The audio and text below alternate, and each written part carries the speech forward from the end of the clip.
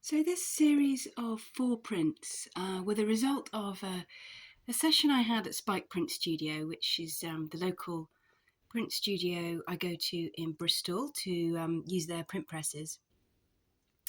And I actually just had a series of old plates. Some of them were photopolymer etching plates with some quite subtle marks on, and some were dry point plates. So this piece here is dry point. And I decided I was going to mix and match these. I was going to print possibly several at the same time and monoprint over the top and just really have a play. And I didn't really have a specific outcome in mind. So this one here, for instance, I don't know if you can see these rather subtle, they almost look like watercolour marks here. This is the photopolymer plate that I was using. And that's basically, it's a metal plate and you can photographically expose marks onto it. So you can get some really nice, subtle, quite painterly marks.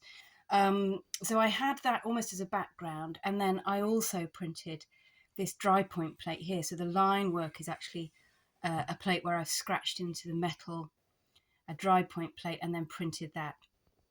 And then added on to that, as it went through the press, I've got a piece of tissue paper here that's been monoprinted on, hand monoprinted by me. And then I have taken it back into the studio and I've added monoprint as well. So it's a real, I call them a mashup really, a mashup of techniques and the result of playing, which often really frees the mind, I find. So this one here is the photopolymer plate again, and just again these very subtle marks here. The original plate was a seascape and a skyscape, and then this area is collage again, tissue paper that I've made rather nice marks on, and that's collaged in.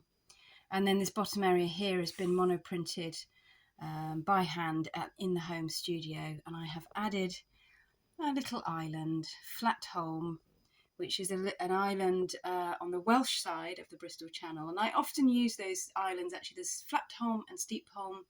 I often use them as little focal points, actually, and sort of counters to the large drifts of colour that I use. I quite like to have a small focus for the eye.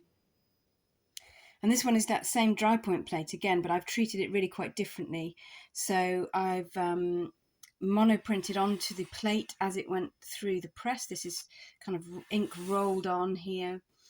And I think this was actually ink just kind of rather painterly, in a painterly manner, just put onto the plate. And then it all went through the press with this collage here as well. And I've added extra, I've added some little birds here at the top. Very quite subtle, but hopefully just draw the eye a little bit. And I've tried to keep this one pretty spacious, actually, leaving quite a lot of space there for the eye to roam around. I'm really getting into the mixture here of purple and yellow, the two complementary colours. They make each other really zing out. And actually, I don't know why, but the camera doesn't pick up the brightness of the purple here, but it is actually a little bit brighter than you can see. And I've actually been using yellow and purple in quite a few of my pieces recently. And this one here is another seascape.